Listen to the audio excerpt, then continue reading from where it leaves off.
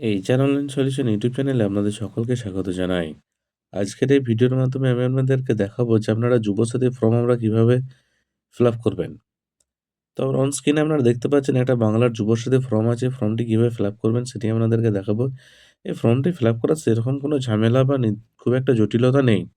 কারণ এসআইআর ফর্মে যেমন রিলেশনশিপ নিয়ে একটা ঝামেলার মধ্যে ছিল, মেয়েদের টাইটেল কি লিখা হবে, সারনেম কি দেয়া হবে, সে সমস্ত নিজে একটা ঝামেলা ছিল। সেরকম ঝামেলা বা কোনো কিছু নেই। এখানে আপনি বেসিক্যালি ২ টি কালির পেন আপনারা ইউজ করবেন। একটা হচ্ছে ব্লাক এবং আরেকটা হচ্ছে ব্লু কালির পেন আপনারা কিন্তু এখানে ইউজ করবেন। এই ২ টি ছাড়া কিন্তু অন্য কোনো কালি আপনারা ইউজ করবেন না। সবুজ ও লাল কিন্তু এখানে মোটেও কিন্তু ইউজ করা যাবে না। এরপরে দেখুন আপনাদেরকে আমি দেখাচ্ছি ফর্মটার সমস্ত বিস্তারিত এই ভিডিওর মাধ্যমে দেখাবো। তাই দয়া করে স্কিপ করবেন না কোথাও এবং পুঙ্খানুপুঙ্খভাবে প্রত্যেকটা জায়গা আমি আপনাদেরকে বুঝিয়ে বলব। তো দেখুন ১ম এই আছে দেখুন দুয়ারে সরকারের রেজিস্ট্রেশন নাম্বার, অর্থাৎ এই ফর্মটিতে যে ১ম যে লাইনটা থাকবে সেখানে থাকবে দুয়ারে সরকার রেজিস্ট্রেশন নাম্বার। এই নাম্বারটি হয়তো দুয়ারে সরকার যে ক্যাম্পে নেবেন ফর্মটি হয়তো সেই ক্যাম্প থেকেও আপনারা পেতে পারেন। অন্যথায় কিন্তু এটা আপনাদেরকেও দেওয়াও হতে পারে।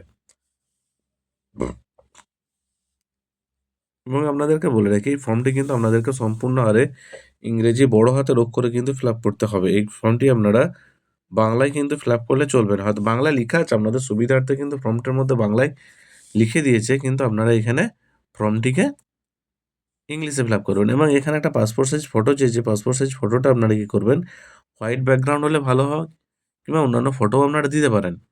এবং সেই পাসপোর্ট সাইজ ফটোটাকে আপনাকে কি করতে হবে না, এই জায়গায় চিটিয়ে দিতে হবে। এবং পাসপোর্ট সাইজ ফটোটার মধ্যেই কিন্তু আপনাকে সই করতে হবে।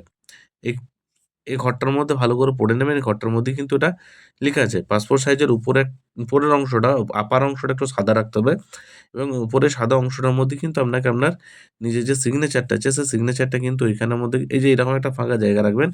রেখে আপনারা কিন্তু সিগনেচারটা এই জায়গার মধ্যে করে দেবেন। এতটা ফটোর ব্যাপারটা আপনাদের বুঝে এলো। চলুন এবার সম্পূর্ণ হারে ফর্মটা আপনাদেরকে ডেসক্রিপশন করে বুঝিয়ে দিচ্ছি। সর্বপ্রথম দেখুন আছে দুয়ারে সরকার রেজিস্ট্রেশন নাম্বার। ফর্মটার ১ম রোটা এবং ১ম কলামটার মধ্যে আছে দেখুন দুয়ারে সরকার রেজিস্ট্রেশন নাম্বার। অর্থাৎ এক্ষেত্রে আমি আপনাদেরকে আরেকটা কথা বলে রাখি, আপনারা অনলাইন যে ফর্মগুলো পাওয়া যাচ্ছে সেই ফর্মটাও কিন্তু আপনারা ডাউনলোড করে রেখে দিতে পারেন। ফিল আপ করে নিয়ে যেতে পারেন। ঠিক আছে? দুয়ারে সরকার রেজিস্ট্রেশন নাম্বার আপনার হয়তো যদি ফর্ম দেয় তাহলে কিন্তু সেখানে কিন্তু রেজিস্ট্রেশন নাম্বার লেখা থাকবে। তার পরের কলমটা আছে দেখুন আধার নাম্বার। অর্থাৎ আপনার যে আধার কার্ডের নাম্বারটা আছে, সেই আধার কার্ডের নাম্বারটা আপনি এখানে ইনপুট করে দেবেন। এখন আমি বেসিক্যালি একটা নরমালি যেকোনো একটা নাম্বার দিয়ে দিলাম। যদি কারো এটা আধার নাম্বার হয়ে থাকে তার জন্য হয়তো সরি। হুম, আমি এরকম একটা নাম্বার লিখলাম। তারপর আছে দেখুন বেনিফিশিয়ারি নেম, অর্থাৎ উপভোক্তার নাম, অর্থাৎ যে বেনিফিট যুবসাথী প্রকল্পে যিনি আবেদন করবেন তিনার নাম কিন্তু এখানে লিখতে হবে। এক্ষেত্রে একটা প্রশ্ন আসবে যে বিবাহিত মহিলাদের ক্ষেত্রে, অর্থাৎ বিবাহ হয়ে গেছে কিন্তু এখনো লক্ষ্মী ভান্ডার পায় না, সেরকম মহিলাদের ক্ষেত্রে টাইটেলের জায়গাটা কি লিখবে? আমি আপনাদেরকে বলে দিই, এখানে বলেই দেওয়া হয়েছে উপভোক্তার নামটা কিন্তু মাধ্যমিকের সমতুল্য যেকোনো একটা বোর্ড সার্টিফিকেট বা অ্যাডমিট অনুযায়ী যে নামটি আছে কিন্তু তাকে এখানে সেই নামটি কিন্তু এখানে এন্টার করতে হবে। ঠিক আছে? সেই মাধ্যমিকে হয়তো কোনো বিবাহিত মহিলা বিবাহের পূর্বে যে নামটি ছিল, মাধ্যমিক দেওয়ার সময় সেই নামটি কিন্তু আপনাদেরকে এই যে ঘরটা আছে দেখাচ্ছি আপনাদেরকে, এই রটার মধ্যে কিন্তু ওই নামটি কিন্তু আপনাকে ফিল আপ করতে হবে। ঠিক আছে? এবং বিবাহের পরে যদি স্বামীর পদবিও যদি যুক্ত হয়ে যায় তাহলে কিন্তু আপনারা এই জায়গায় ওই মাধ্যমিক পরীক্ষা দেওয়ার সময় যে নামটি ছিল সেই নামটি কিন্তু আপনাকে ইউজ করতে হবে। যে টাইটেলটি ছিল সেই টাইটেলটা কিন্তু আপনাকে এখানে ইউজ করতে হবে। তারপরে দেখুন মোবাইল নাম্বার, ব্যাংক অ্যাকাউন্টে লিঙ্কযুক্ত। অর্থাৎ আপনার যে মোবাইল নাম্বারটি আছে সেই মোবাইল নাম্বারটিকে কিন্তু ব্যাংক অ্যাকাউন্টের মধ্যে কিন্তু লিঙ্ক করতে হবে। আপনার মোবাইল আপনার তারপরে আছে দেখুন ইমেইল আইডি। যদি আপনার কাছে ইমেইল আইডি অ্যাভেলেবেল থাকে তবে আপনি এখানে কিন্তু ইমেইল আইডিটা দেবেন। অন্যথায় কিন্তু এখানে আপনাকে ইমেইল আইডিটা দেওয়ার মতো কোনো প্রয়োজন নেই। এখন যেহেতু বর্তমানের যুগে সবাই স্মার্টফোন ইউজ করে, তাই আশা করছি প্রত্যেকের কাছে কিন্তু একটা করে ইমেইল আইডি থাকা বাঞ্ছনীয়, একটা করে থাকবে। তারপর আছে ধরুন জেন্ডার হচ্ছে মেল, ফিমেল এই দুটো আপনারা ফিল আপ করে দেবেন। এবং ফিমেলদের ক্ষেত্রে বলি, যদি কেউ লক্ষ্মী ভান্ডার পেয়ে থাকেন দয়া করে কেউ ফর্মটা কিন্তু ফিল আপ করবেন না। এবং কোনো পুরুষ যদি কৃষক বন্ধু পেয়ে থাকেন আপনাকে বলবো আপনি এই ফর্মটি ফিল আপ করবেন না। কৃষক বন্ধু থাকা অবস্থায় যদি ফিল আপ করেন কি ক্ষতি হতে পারে এই নিয়ে একটা ভিডিও আমি আপনাদেরকে কিন্তু দিয়ে দিয়েছি। আপনারা চাইলে আমার ভিডিওর ডেসক্রিপশনের মধ্যে ওটা দেখে নিতে পারবেন। তারপর হচ্ছে দেখুন যে ডেট অফ বার্থ, অর্থাৎ মাধ্যমিকের বোর্ড সার্টিফিকেট অনুযায়ী আপনার যে ডেট অফ বার্থটি আছে সেই ডেট অফ বার্থটি কিন্তু আপনাকে এখানে এন্টার করতে হবে। আমি আবারও বলে দিচ্ছি আপনাদেরকে আপনাদের আধার এবং মাধ্যমিকের বোর্ড সার্টিফিকেটে যে ডেট অফ বার্থটি যদি এক হয়ে থাকে তাহলে সেমটাই কিন্তু এখানে দেবেন। যদি ভিন্ন হয়ে থাকে, অনেকের কিন্তু ভিন্ন হয়ে আছে, অর্থাৎ মিসম্যাচ হয়ে যদি থাকে, তাহলে আমি আপনাদেরকে সাজেস্ট করব আপনারা যাতে মাধ্যমিকের অ্যাডমিট বা বোর্ড সার্টিফিকেট অনুযায়ী কিন্তু ডেট অফ বার্থটা আপনারা কিন্তু এখানে ফিল আপ করবেন। কি ফরম্যাটে ফিল আপ করবেন? ডিডি, এমএম, ওয়াইওয়াই, ওয়াইওয়াই, ওয়াইওয়াই ফরম্যাটে কিন্তু আপনারা এখানে ফিল আপ করবেন। আমি আবার আপনাদেরকে খুব ভালোভাবে বুঝিয়ে দিচ্ছি যে মাধ্যমিকের বোর্ড সার্টিফিকেট অনুযায়ী কিন্তু আপনারা এখানে আপনাদের বার্থ সার্টিফিকেটের যে ডেট অফ বার্থ যেটা আছে সেই ডেট অফ বার্থটা কিন্তু আপনারা মাধ্যমিকের বোর্ড সার্টিফিকেট অনুযায়ী কিন্তু এখানে ফিল করবেন। এবং ফিল করার নিয়ম আপনারা প্রত্যেকে হয়তো অবগত আছেন। ডিডি, এমএম, অর্থাৎ ডিডি ইকুয়াল টু হচ্ছে মানে ডে এবং এমএম হচ্ছে মান্থ এবং তারপর হচ্ছে ওয়াইওয়াই অর্থাৎ বছর। এখানে আপনার জন্মের তারিখটাকে দিন, মাস ও বছর অনুযায়ী সাজিয়ে দেবেন। এরপরে দেখুন বলা আছে এজ অন 1/4/2026 অর্থাৎ 1 এপ্রিল 2026 মধ্যে আপনার বয়সটি কিন্তু 21 বছর হতে হবে। এখান থেকে একদিন কম হলেও চলবে না। এক্ষেত্রে অনেকে প্রশ্ন আসছে বা অনেকেই বলাবলি করছে যে আমার বয়স কিন্তু 21 বছর হতে এখনো 3 মাস বাকি আছে, 4 মাস বাকি আছে। আপনাদেরকে আমি বলে রাখি 1/4/2026 এর মধ্যেই কিন্তু আপনার বয়সটা 21 বছর হতে হবে। যদি আপনার বয়স 21 বছরের একদিন কম হয়ে যায় তাহলে কিন্তু আপনি এই মুহূর্তে কিন্তু আপনি এটার জন্য আবেদনের যোগ্য থাকবেন না। হয়তো পরবর্তী যখন ক্যাম্প হবে সেই ক্যাম্পে যদি সেইরকম কোনো তারিখ দিয়ে থাকে, সেই অন ডেট যে ডেট থাকবে সেই ডেটে যদি আপনার বয়স হয়ে যায় তখন কিন্তু আপনি এটার জন্য আবেদন করতে পারবেন। কিন্তু এখন শর্ত হচ্ছে 21/4/2026 কিন্তু আপনার 21 বছর বয়সটি কিন্তু পূর্ণ হতেই হবে। এবং দেখুন তারপরে আসছে গিয়ে ফাদার্স নেম, অর্থাৎ পিতার নাম কি করবেন না মাধ্যমিকের বোর্ড সার্টিফিকেট যেটি আছে বা এডুকেশনাল কোয়ালিফিকেশন আপনারা যতটা আপনি দেবেন সেক্ষেত্রে মাধ্যমিকের বোর্ড সার্টিফিকেটে আপনার বাবার নাম যেটি আছে সেটাকে আপনাকে এখানে দিতে হবে। এবং মা মাদার্স নেমের জায়গায়ও কিন্তু সেম মায়ের নাম যদি যেহেতু বোর্ড সার্টিফিকেটে থাকে না স্যার যদি দেওয়ার দরকার নাই ভাই। এবং এরপর আছে ধরুন স্পাউস নেম, অর্থাৎ স্বামী স্ত্রীর নাম যদি বিবাহিত হয়ে থাকেন তাহলে দেবেন, অন্যথায় কিন্তু দেওয়ার মতো কোনো প্রয়োজন নাই। তারপরে আছে ক্যাটাগরি। যদি আপনি এসসি, এসটি বা ওবিসি অনগ্রসর সম্প্রদায়ের মধ্যে হয়ে থাকেন, তাহলে এখানে কিন্তু আপনাকে আপনার কাস্ট সার্টিফিকেট যে নাম্বারটি আছে, সেই কাস্ট সার্টিফিকেট নাম্বারটি নিচের এই জায়গাটার মধ্যে কিন্তু আপনাকে ফিল করতে হবে। আর যদি আপনি জেনারেল হয় অন্যথায় কিন্তু দেওয়ার কোনো প্রয়োজন নাই। এক্ষেত্রে ওবিসি যারা আছে তাদেরকে আমি আরেকটা কথা বলে রাখি, যদি আপনারা আপনাদের কার্ডটি যদি ভ্যালিডেশন না করে থাকেন, তাহলে কিন্তু এখানে ওবিসিতে সাবমিট করবেন না। আপনাদেরকে বোঝাতে পারলাম এই জায়গাটা? যদি আপনারা ওবিসি যদি ভ্যালিডেশন না করে থাকেন তাহলে কিন্তু এখানে আপনারা ওবিসিটা কিন্তু এখানে আর দেবেন না। এরপরে দেখুন আপনাদেরকে আসবে না বৈবাহিক পরিস্থিতি বা বৈবাহিক অবস্থা কি আছে? অর্থাৎ আপনি যদি বিবাহিত হয়ে থাকেন তাহলে এখানে কিন্তু বিবাহিতের জায়গায় আপনি দাগ দেবেন। আপনি অবিবাহিত হয়ে থাকলে আপনি অবিবাহিত জায়গায় দাগ দেবেন। এবং যদি আপনি বিধবা বিপত্নিক হয়ে থাকেন তাহলে কিন্তু আপনি এখানে সেরকম দাগ দেবেন। এবং আপনি যদি বিচ্ছিন্ন অর্থাৎ সেপারেটেড বা ডিভোর্স হয়ে থাকেন তাহলে কিন্তু এখানে আপনাকে বিচ্ছিন্ন হিসেবে কিন্তু দাগ দিতে হবে। বিচ্ছিন্ন জায়গাটায় কিন্তু আপনাকে টিক মার্ক দিতে হবে। এরপরে আছে দেখুন হাউস প্রমিসিং, অর্থাৎ বাড়ির নাম্বার বা প্রাঙ্গণ নাম্বার। এইটি কিন্তু আমাদের কাছে থাকে না। আমি আপনাদেরকে একটা কথা বলবো, আপনারা যদি আপনাদের বাড়ির নাম্বারটা জানতে চান বা পেতে চান, তাহলে আমি আপনাদেরকে বলবো যে ২০২৫ এর যে এসআর এর ড্রাফট লিস্টটা বেরিয়েছে, সেই ড্রাফট লিস্টে গিয়ে আপনারা আপনাদের নামটি চেক করুন। সেই নামে দেখবেন আপনাদের যে বাড়ির নাম্বার আছে বা প্রাঙ্গণ নাম্বার সেখানে কিন্তু ওটা দেয়া আছে। আপনারা চাইলে ওটা কিন্তু এখানে এন্টার করে দিতে পারেন কিংবা এটা ফাঁকা রাখতে পারেন। এটা যে ফিল আপ করতে হবে সেটা কিন্তু কোনো প্রকার কোনো ম্যান্ডেটরি নাই। এবং নিচে আছে দেখুন হচ্ছে ভিলেজ বা গ্রাম বা শহরের ভিলেজ, টাউন, সিটি, অর্থাৎ আপনি যে এলাকায় বসবাস করে থাকেন, গ্রাম হলে গ্রাম, শহরে হলে শহরে, হ্যাঁ? এবং সিটিতে হলে সিটি, এই ৩ টে কিন্তু আপনাকে এখানে ফিল করে দিতে হবে ৩ টার মধ্যে একটা। অর্থাৎ যেহেতু আমরা গ্রামের বাসিন্দা আছি, তাই সেক্ষেত্রে কিন্তু এখানে গ্রামের নামটাই লিখে দেবো। যার গ্রামের নাম আছে সে কিন্তু এই জায়গায় নিজ গ্রামের নামটাই কিন্তু লিখে দেবে। তারপর আছে দেখুন পোস্ট অফিস,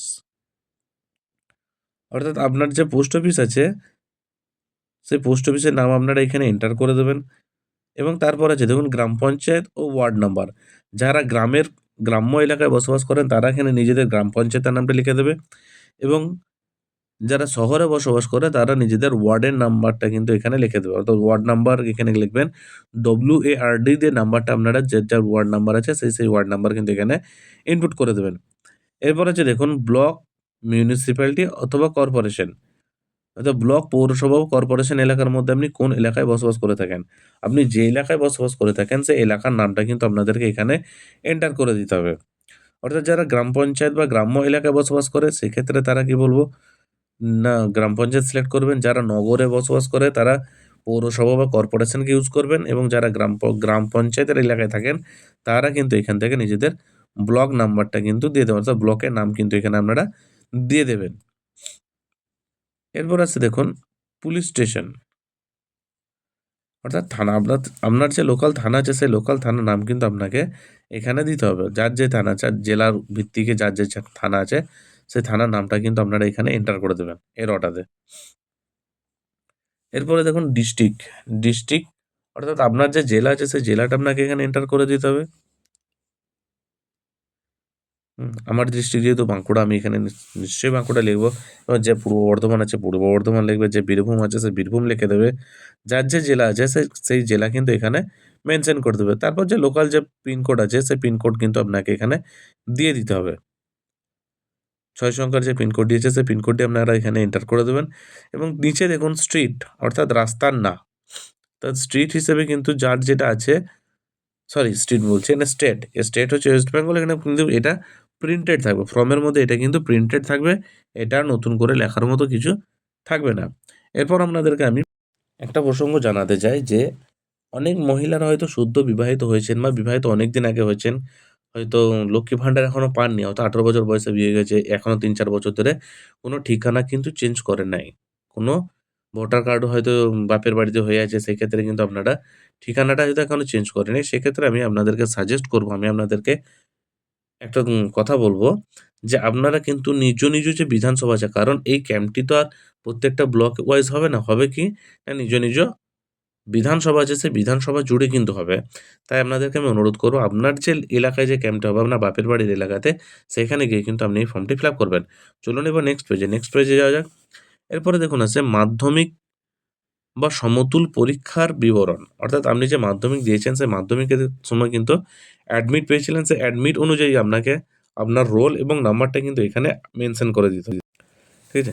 প্রথমে দেখুন রোল দেখবেন মাধ্যমিকের ক্ষেত্রে দেখবেন রোল এবং একটু হাইফেনের নাম্বার কিন্তু আলাদাভাবে লেখা থাকে। তাই রোলের জায়গায় রোলটা এবং নাম্বারের জায়গায় কিন্তু আপনাকে নাম্বারটা কিন্তু এখানে লিখে দিতে হবে।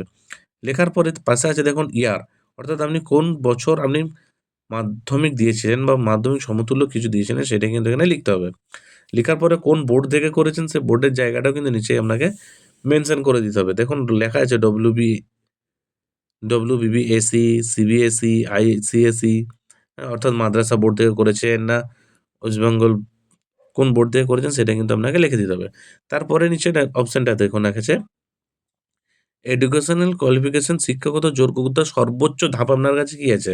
তাহলে সর্বোচ্চ ধাপ অনুযায়ী কি আছে? হতে পারে আপনি মাধ্যমিকের পর এইচএস করেছেন বা মাধ্যমিকের পর আপনি ডিপ্লোমা করে যদি থেকে থাকেন ডিপ্লোমা দেবেন অথবা যদি গ্র্যাজুয়েশন করে থাকেন গ্র্যাজুয়েশন দেবেন, মাস্টার্স করে থাকলে আপনি কিনে মাস্টার্স অর্থাৎ আপনার মাধ্যমিকের পরের হায়ার লেভেলে যে এডুকেশনটা থাকবে, যে সনদটা আপনার কাছে থাকবে সেই অনুযায়ী কিন্তু আপনি এই ঘরটা কিন্তু ফিল আপ করবেন। এবং বর্তমানের তারপরে আছে দেখুন প্রেজেন্ট অর্থাৎ বর্তমান অকুপেশন বর্তমান পেশা আপনার কি আছে? দেখুন এটা যেহেতু বেকারদের জন্য দিচ্ছে আমি বলবো আমার ব্যক্তিগত যেটা ইচ্ছে বলে যে আপনি এখানটা কিন্তু ব্ল্যাঙ্ক রেখে দিলেই পারেন।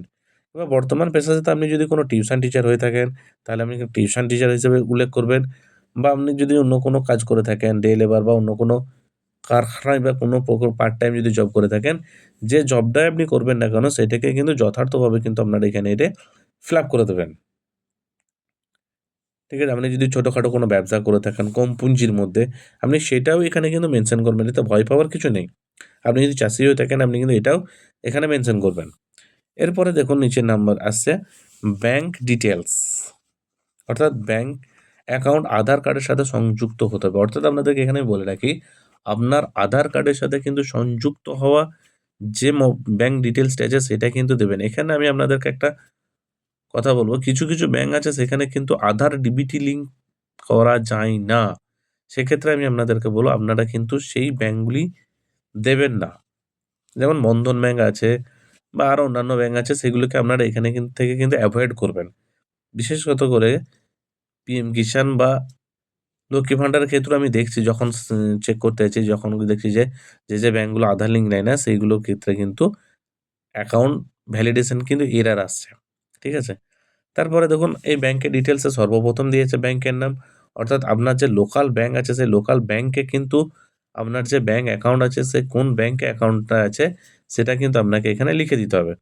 দ্বিতীয় কথা, আপনাকে যেটা আরেকটা কথা বলে রাখি আমি, আপনার আধার কার্ডের সাথে অ্যাকাউন্টের নাম যেন মিসম্যাচ না থাকে। আপনার যেন সেম হয়।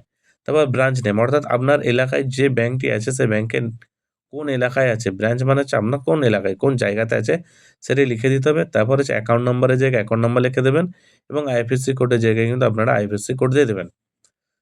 যেহেতু ব্যাংক নেম হচ্ছে আমার লোকাল ব্যাংক হচ্ছে, যেমন ধরুন পাত্রসাহের ইউকো ব্যাংক, ব্যাংক ব্রাঞ্চের শাখার নামের জায়গায় আমি এখানে লিখে দেবো পাত্রসাহের এবং আমার অ্যাকাউন্ট নাম্বারটা আমি এখানে লিখে দেবো এবং ইউকো ব্যাংকের যে আইএফএসসি কোড আছে ওটাও কিন্তু এখানে লিখে দেবো। তারপরে নিচের যে জায়গাটা হচ্ছে খুবই গুরুত্বপূর্ণ একটা পার্ট আছে। এই পার্টটা আপনাদেরকে খুব ভালোভাবে ফলো করতে হবে যে, যদি কোনো আমি সরকারি সাহায্য পাই বা সরকারের যে কোনো ভাতা পেয়ে থাকি, তাহলে কিন্তু আপনি এখানে ক্ষেত্রে কিন্তু ইয়েস করবেন। আর আপনি যদি না পেয়ে থাকেন তাহলে তো কোনো কথা নেই, না, এক কথাতেই কিন্তু এখানে উল্লেখ করে দেবেন। তবে আপনাদেরকে বলে রাখি, আপনারা যদি কোনো রকম কোনো স্কলারশিপ পেয়ে থাকেন, তবুও কিন্তু আপনারা এখানে না কথাটাই কিন্তু উল্লেখ করবেন। এখানে কিন্তু হ্যাঁ অপশনে কিন্তু দেবেন না। বুঝে এলো? এরপর আপনাদেরকে দেখুন আরেকটা যে ডকুমেন্টস এর লিস্ট আপনারা কি, কি দেবেন, কি, কি ডকুমেন্টস আপনারা এখানে প্রোভাইড করবেন সেটাই কিন্তু আপনাকে বলতে হবে। এবং আরেকটা কথা আপনাদেরকে বলতে ভুলে গেলাম যে, আপনারা যদি কোনো সরকারি প্রকল্পের সুবিধা পেয়ে থাকেন, তার বিবরণটা কিন্তু ওর নিচের ঘরটা আপনাদেরকে কিন্তু ফিল করে দিতে হবে। আপনি যদি কৃষক বন্ধু পেয়ে থাকেন, এখানে লিখে দেবেন কৃষক বন্ধু। আপনি যদি কারণ এগুলো তো পেলে আপনি আবেদন করতে পারবেন না। এগুলো ছাড়াও বেসিক্যালি এটা বলা হয় যে, আমার মন বলে যে, আপনি যদি কোনো স্কলারশিপ পেয়ে থাকেন, সেই স্কলারশিপের বিবরণটা আপনাকে এখানে দিতে বলছে। কারণ অন্যান্য প্রকল্পের আওতায় থাকলে তো আপনি কিন্তু এটা পাবেন না। কারণ কৃষক বন্ধু, লক্ষ্মী ভান্ডার বা উইডো পেনশন বা আপনি যে প্রতিবন্ধী ভাতা আছে সেগুলো যদি আপনি পেয়ে থাকেন তাহলে তো আপনি এটা পাচ্ছেন না। তার জন্য আমার মনে বলে যে, আপনি যদি কোনো স্কলারশিপ পেয়ে থাকেন সেই স্কলারশিপটা আপনাকে এখানে মেনশন করতে বলবে। তারপরে দেখুন যে রিক্যুরেড ডকুমেন্ট আপনি এখানে কি, কি ব্যবহার করবেন? সেই ডকুমেন্টগুলো আপনাকে এখানে কিন্তু বলা হচ্ছে। সেই প্রত্যেকটা ডকুমেন্টের ফটোকপি কিন্তু আপনাকে সেলফ অ্যাটেস্টেড, অর্থাৎ আপনি নিজে কিন্তু সই করে জমা দেবেন। প্রত্যেকটা ডকুমেন্টসের নিচে কিন্তু আপনি আগে সই করবেন এবং যে ডকুমেন্টসগুলো আপনি এখানে সাবমিট করবেন, সে প্রত্যেকটা ডকুমেন্টসের নাম সাবমিট করতে হবে। সেই প্রত্যেকটা ডকুমেন্টসের নাম কিন্তু এখানে দেয়া আছে।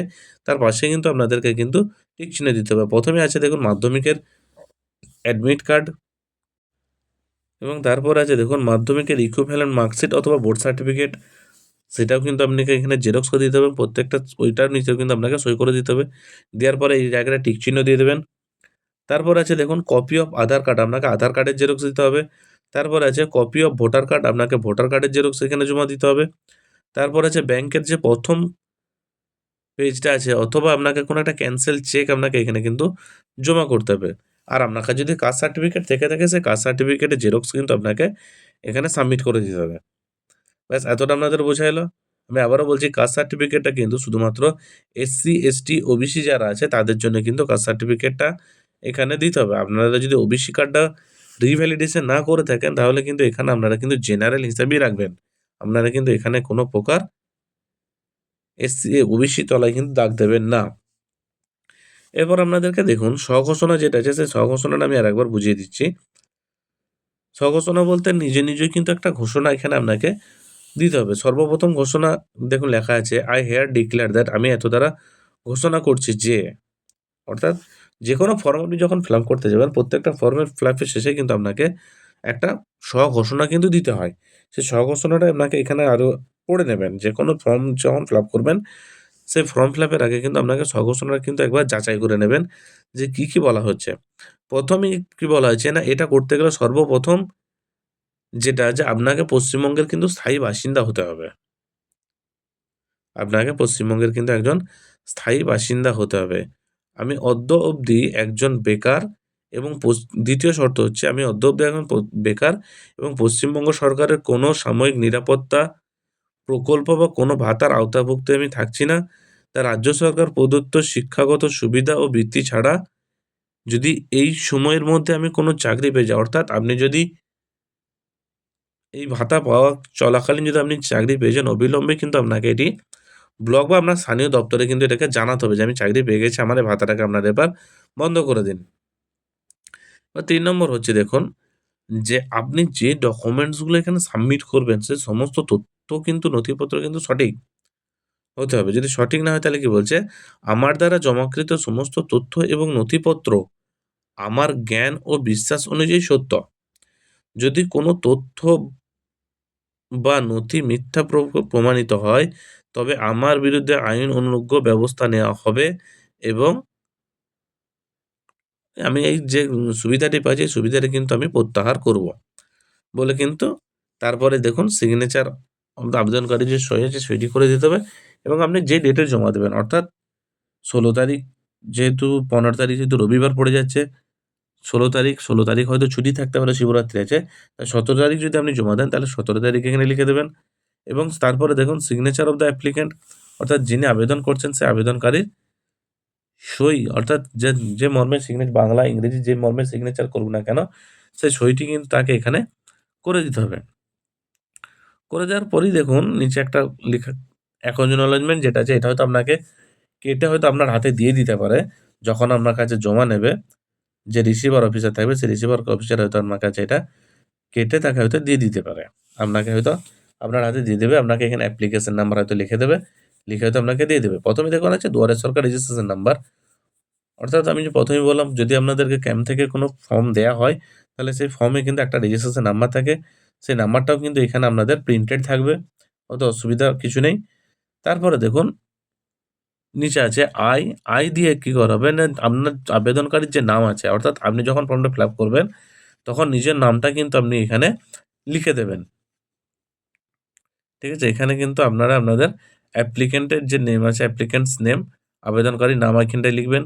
লিখার পরে দেখুন সন অথবা ডটার অথবা ওয়াইফ অফ, অর্থাৎ আপনি এখানে বাবা অথবা স্বামীর নাম কিন্তু আপনাকে এখানে লিখে দিতে হবে।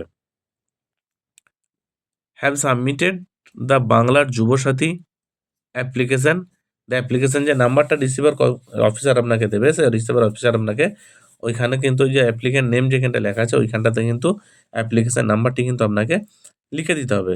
লিখে দেওয়ার পরে দেখুন তারপরে আছে মাই মোবাইল নাম্বার, অর্থাৎ আপনি যে মোবাইল নাম্বারটা প্রথমেই দিয়েছেন ব্যাংকের সাথে লিঙ্কযুক্ত মোবাইল নাম্বারটা, আপনাকে ওইখানে ওই মোবাইল নাম্বারটি কিন্তু লিখে দিতে হবে এবং তারপরে যে আধার নাম্বারটা আছে সেই আধার নাম্বারটাও কিন্তু আপনাকে এখানে লিখে দিতে হবে। লিখার পর আপনার যে রিসিভ অফিসার আছে, আপনি যার কাছে জমা দেবেন সেই রিসিভ অফিসার আপনার কাছে এই ফর্মটি জমা নেবে। জমা নিয়ে আপনাকে একটা সই করে দেবে।